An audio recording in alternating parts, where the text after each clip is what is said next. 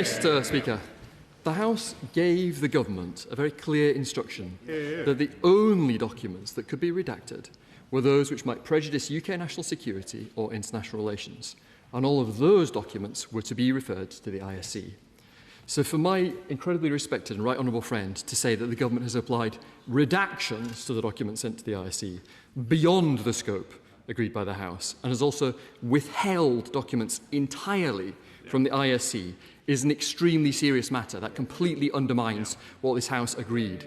There may be legitimate reasons the government doesn't want to place certain things in the public domain, but if the humble address motion doesn't allow for redaction on those grounds, the government can't just unilaterally decide to ignore the will of this House.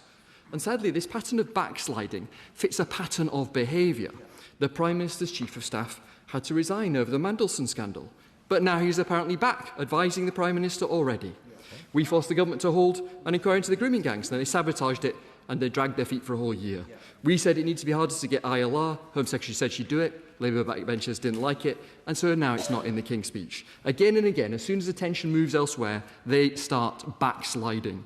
So we now expect the government to discuss its approach to the humble address constructively, and would welcome such discussions. So I ask the Minister, now that the government's had reviewed all the documents, the IC has reviewed the documents, when is the government going to release all the rest of the Mandelson Files? The Minister says after Whitsun. When after Whitsun? Will the government return to the House to ask permission for the redactions that they clearly wish to make, which go beyond the scope of the humble address?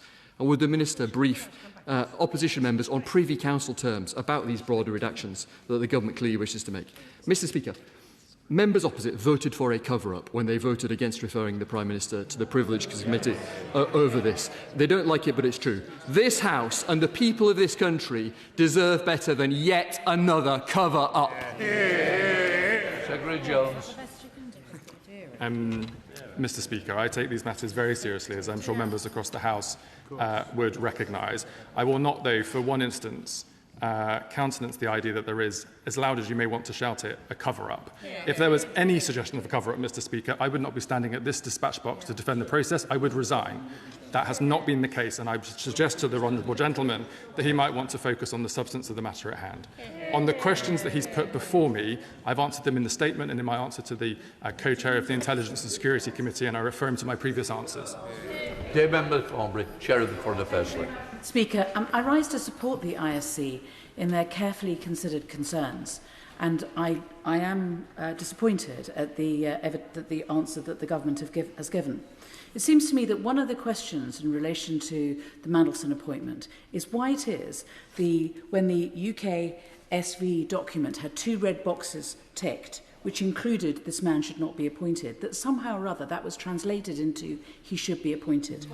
And it is very important that the public know and understand that we are learning from the mistakes that were clearly made, and we cannot know that that lessons have been learned unless they are checked. And the committees in this House, my committee and the ISC, are trying our best to get to the truth of this, and we are having obstacles put in our way.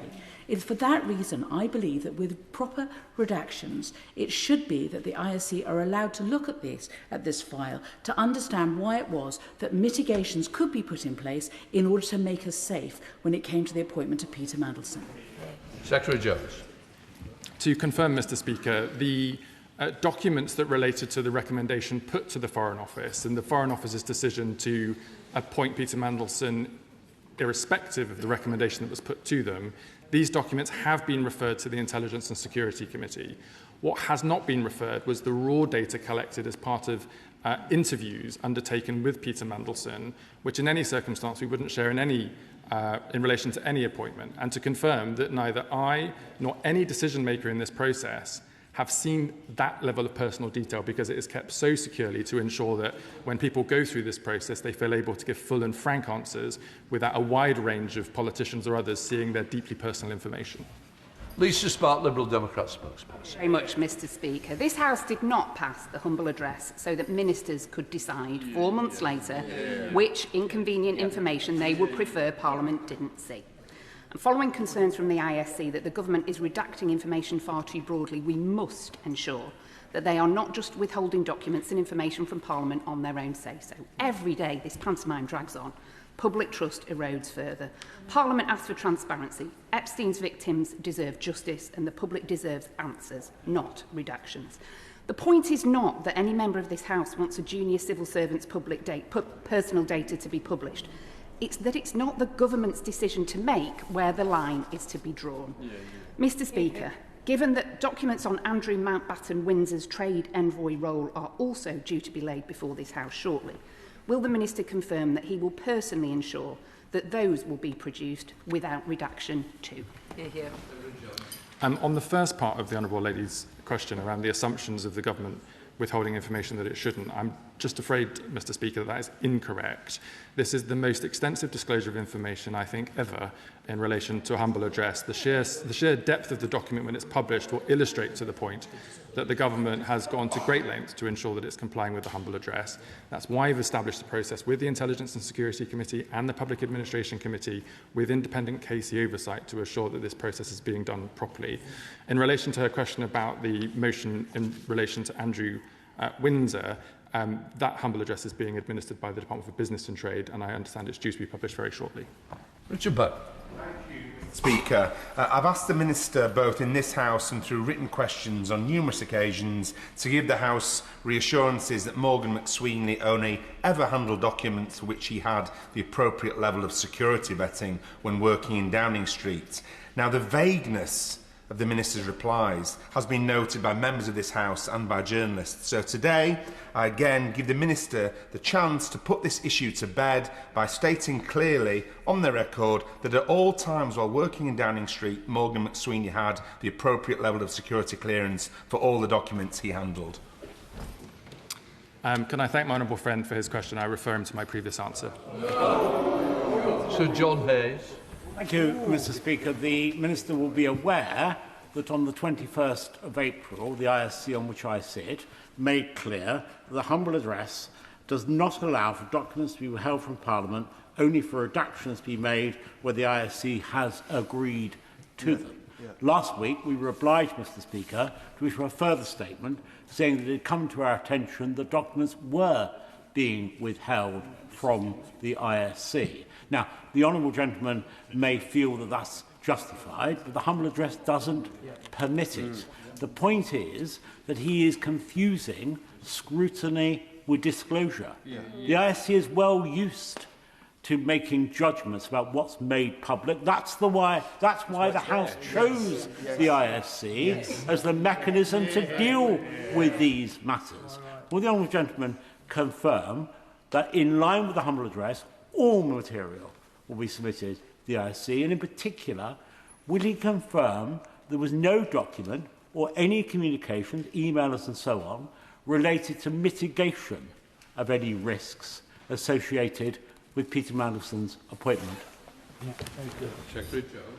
All documents that are in the scope of the humble address will be published in the normal way. In relation to his question about the work of the Intelligence and Security Committee, any redaction that had any relationship with international relations or national security have been submitted to the committee for their consideration. As he knows, as I confirmed to the House, that process has concluded. I think he's asking me again about personal data, and I refer him to my statement, which makes the point that compliance with the humble address sits within the context of the Freedom of Information Act, the Ministerial Code, and motions passed by both houses about how to comply with that statement. And as I said, all further information will be published in due course. Jim Johnson. Thank you, Mr. Speaker. So I'm very concerned that it appears Number 10 is still continuing to cover up Mandelson's dodgy dealings by redacting and withholding certain information. So what was Mandelson's role with the pre-Anne Palantir meeting? Why did the former Health Secretary grant Palantir unlimited access to identifiable NHS patient data? So, Mr. Speaker, what assurances can the Minister give us today that any information relating to Mandelson's involvement with Palantir will be exposed to full public transparency and scrutiny? I can confirm to my honourable friend that all documents will be published in relation to the humble address as I've set out today and previously, but again reassert the fact that any suggestions of a cover-up are merely conspiracy theory. Richard Ford. Thank you, Mr. Speaker. Ollie Robbins appeared before the Foreign Affairs Committee and was asked by us why he did not view the summary document produced by UK security vetting.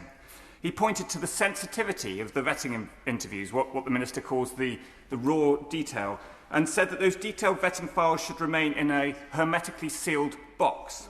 We've heard that that box was not opened for sharing with the Prime Minister, and it has not been opened for sharing with those of us who sit on the Intelligence and Security Committee.